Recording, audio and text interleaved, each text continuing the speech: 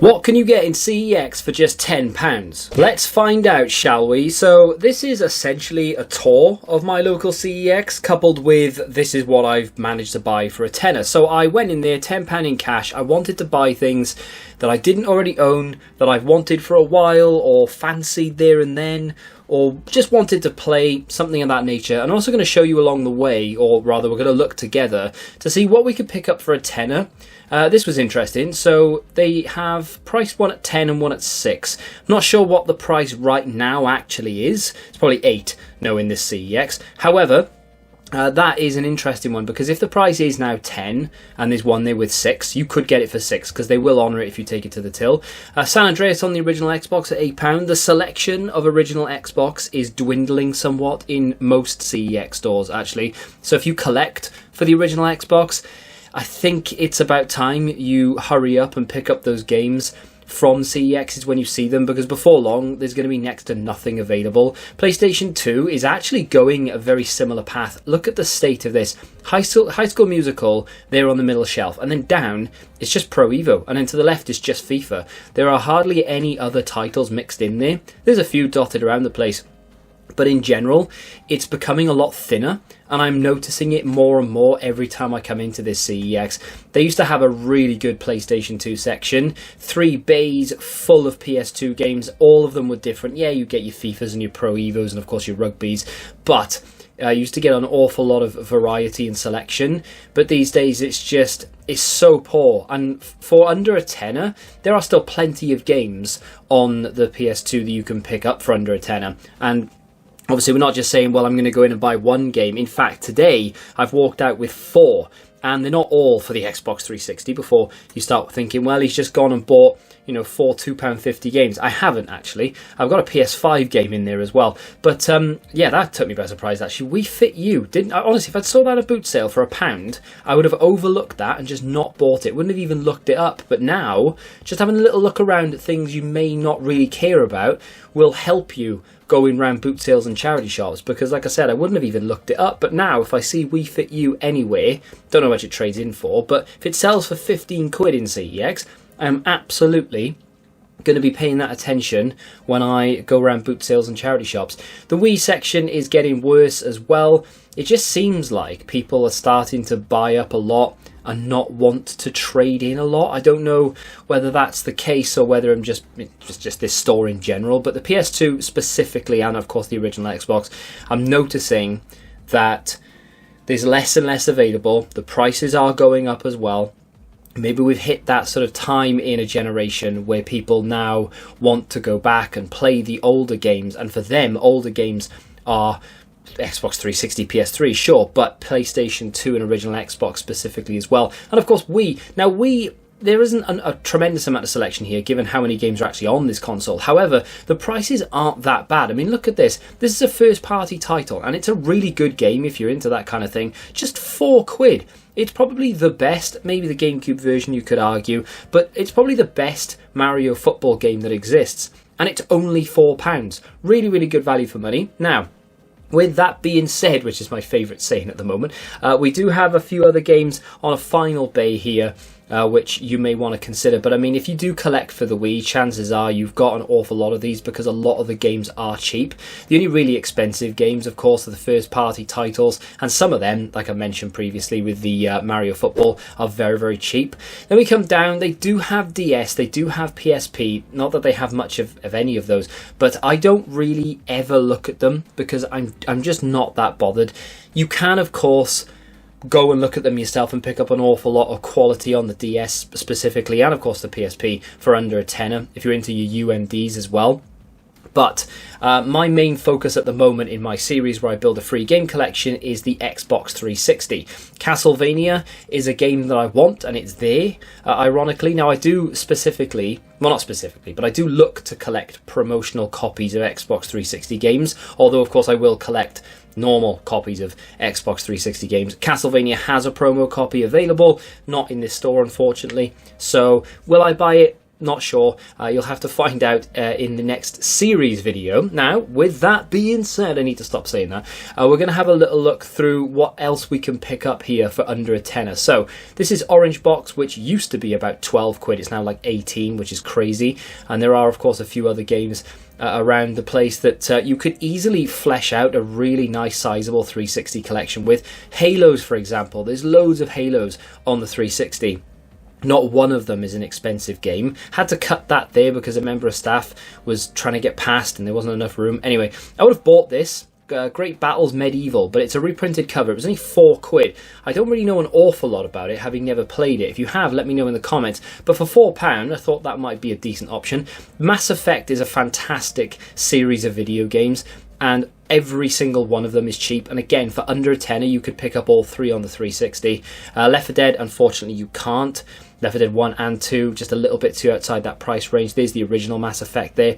You got a few other like Need for Speed type games down here as well. Again, the majority of the Need for Speed games on the 360 are cheap, with the exception of the likes of Carbon and of course Most Wanted, which is now about 420 quid. Portal at £8, I think. Very, very good value for money. I've already got it in my collection, so I don't need that, unfortunately. I say unfortunately, it's not unfortunate at all. But if you are looking to spend the money, it's there as an option. Red Dead Game of the Year, 18 quid. So that SpongeBob game is now 18. It was 22 like 2 weeks ago. Wanted down there. I can't remember whether it's good or whether it's terrible. The film is laughable. I know a lot of people like it. It's just not something that I'm really interested in. But I remember watching it and just laughing all the way through for how ridiculous it is. Can't remember whether the game is like good or not that great. I really do need to pick it up. I don't have it in my collection. Now, when I come in here with a £10 budget, I don't really expect to find many things on the PS5. There's a wrestling game there that I still need to check out, like properly, like buy and play. And then they have this, which unfortunately is all kinds of jarring. Cover reprinted in an Xbox 360 case, but it is only £6. And from what I understand, this is a pretty good game. I mean, it might not be the best game available, and I do manage to find one in a case that may be purchasable, but it's very Dead Space-esque, and a lot of people have recommended it to me in the past. I don't normally set like targets in this video, but my cat here doesn't think you can hit 9 likes. She also doesn't think you can subscribe to the channel. Is she wrong?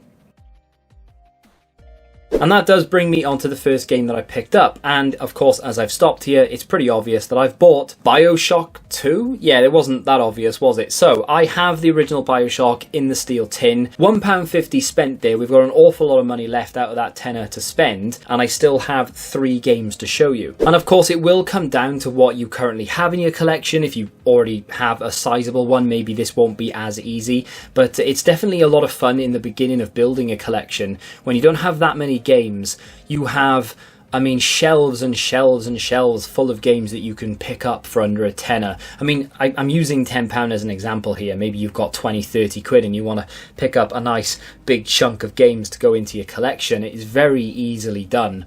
As we move over, yes, okay, there are some really expensive ones. I mean, GTA is still 22, but Forspoken, it doesn't look as bad as people said it was. I mean, maybe they hyped it too much, maybe it took too long to come out, but for a tenner, I feel like that's a solid game. Got Guardians of the Galaxy there for 10 quid as well.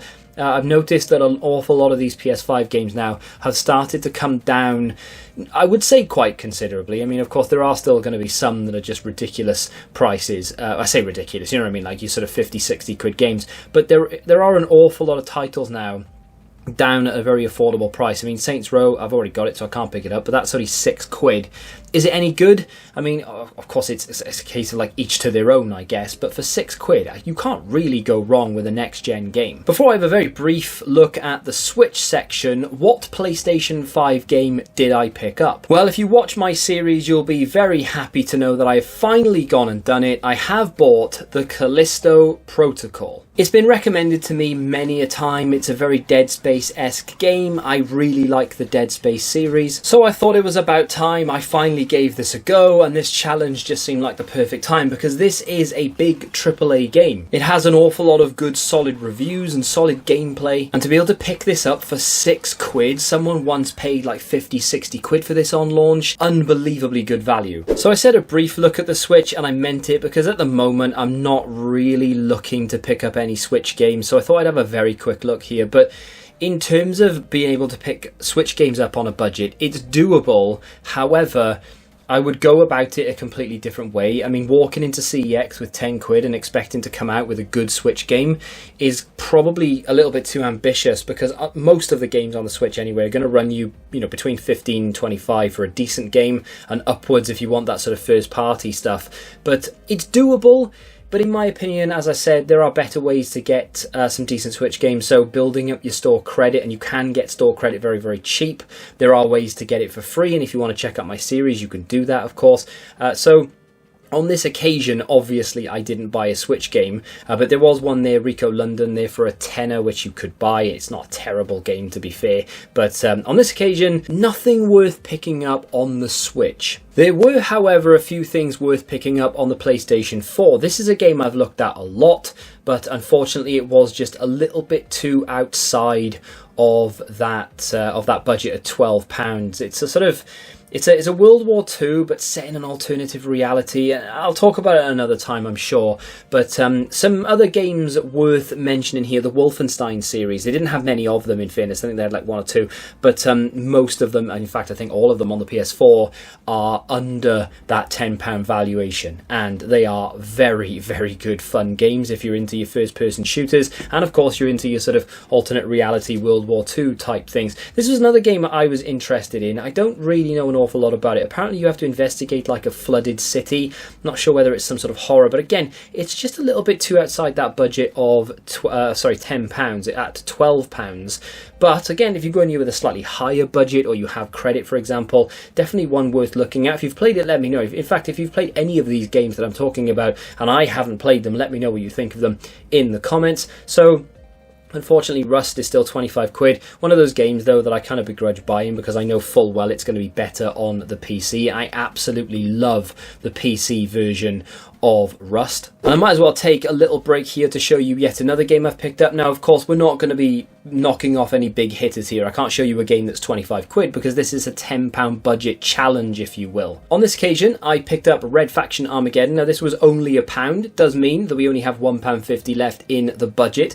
Now, obviously, I wasn't going to go out and spend £20, £30 a game here. This is a £10 challenge. So you're going to see things like this. And there are a whole host of other platforms you can go and build up a collection on. The PlayStation 2 is brilliant for doing this because a lot of the games are cheap. Some of them are going up, of course. I've already mentioned that in the video. But you can still buy a lot of quality on that console for well under a tenner. And the Xbox 360 is absolutely no exception. PlayStation 3 is also a very similar situation. That has had a spike, but there are still a lot of cheap games. This will now be the only Red Faction game that I actually own. I have played all of them in some capacity or another. I don't think I've completed one since the PlayStation 2 era. The destructible environments and the fact that you could sort of blow into the rock and everything blew my mind on that console. But it would be nice to be able to give them a go, and for £1, I kind of just needed to round up the money and I didn't have this, so I thought I might as well pick it up. But it would be nice to give it a try. If you remember playing this, do you remember it being any good? The next game I pick up actually completes a series that I've been sort of half building, I guess, on the Xbox 360. So hold on to your seats for that one. The suspense will kill you. There are plenty of other games on the PlayStation 4 you could have picked up, or you can pick up, I should say, for well under a tenner. I looked at this because I really didn't understand what the hell was going on with it, but the Lord of the Rings, like Shadow of Mordor, if you will, that is a pretty decent game, good fighting mechanics, only a £5, definitely worth your time. The Metro series, good games, cheap. The Mafia series, one of my favourites on the Xbox 360 and indeed on the sort of newer gen stuff as well. Always under a tenner, unless you want the collection, of course, and it's just a little bit more. But if you want to just go for Mafia 3, not as good as Mafia 2, in my opinion, but it is still a pretty solid game. I think it's only like £5 or £6, definitely worth your time. And then we flip round to, I mean, if you're ever looking for a budget console, this is it. This game here, £3.50 for Fallout 4, is 15 quid on the PS4. £3.50 on the Xbox One. Now, I perfectly understand the reason behind this. It's a Bethesda game. They're on Game Pass. It makes sense. I get it. However, if you're into building physical collections, as we generally tend to be here on this channel, then the Xbox One is a phenomenal console to collect for. I didn't even know this existed on the Xbox One. Maybe I'm just being a bit dense, but yeah, I don't think I've ever seen it before. I know I'm looking at Taxi Simulator and it's well outside the budget of sort of 10 quid here, but behind it, Assassin's Creed. If you're not into your Assassin's Creeds, that's absolutely fine, because I can understand why. They do get a little bit repetitive. However, if you are into them, and maybe you haven't played them all, you can pretty much pick every single one up for under a tenner. So that is a pretty decent option. Of course, the Call of Duty series will get overlooked by me and everyone else, but they do have pretty solid campaigns for the most part as well. And again, nearly every single one of them is going to be under a tenner. The Gears series, the Far Cry series, some of the best games on the Xbox One and of course the PS4 as well, are actually Far Cry games. I really enjoy a good Far Cry campaign. Yes, they could be a little bit over the top and a bit not unrealistic, but just a little bit stupid here or there, but definitely they have some solid gameplay in them. And as I mentioned, most of them are under a tenner. So I mean, I haven't looked through every single bay. There were staff repricing and stuff, so I could have gone and looked at other games. However, just from what we've seen there, quality on quality for well under a tenner. You don't need to go into CEX and break the bank. I have spent £8.50 so far, and I have got myself 3, in my opinion anyway, very solid titles here. A PlayStation 5 game, BioShock 2, which is an absolute classic, and of course a Red Faction game, which I'm sure will give me a little bit of enjoyment in short stints, as I probably won't be playing that one a lot. But that one, I mean, that is a massive AAA game for just £6. I probably should have done this a completely different way around, because I have not, by any stretch of the imagination, saved the best till last. This is a £1.50 game. You've guessed it, on the Xbox 360. It is Medal of Honor Warfighter. I already have Airborne, and I have just plain old Medal of Honor, which was released back in 2010. However, this one eluded me for a little while. Not that I don't see it anywhere, I just forgot that I didn't own it, if that makes sense. Which I suppose you can say, well, that tells you all you need to know about this game. If you can't even remember you own it, is it even that good? And I'll be perfectly honest, I can't remember whether it's any good. I've played through Airborne loads. Really good game. Very enjoyable experience. I played through the 2010 Medal of Honor quite a lot. I've done it once or twice all the way through. Was kind of impressed with that. I actually really liked it. But for this one, I can't really remember much of it, if I'm honest. It is a 2-disc experience, which I don't know whether that's like one for multiplayer, one for single player, or what, but it also doesn't come with a manual, which is a little bit irritating. However, the fact that I have gone into CEX with a £10 note, and I've come out with 4 games that once upon a time would have cost you the best part of £50 each, is mind-boggling. And I know full well that some of these are like 10-15 years old at this point, and of course you expect them to be pennies, but there's still hours and hours of enjoyment there. You do not need to go and break the bank every single time you go and buy a video game. I'll have another series for you guys out very soon. If you want to check out one from that series, you can click here, and until the next time, goodbye.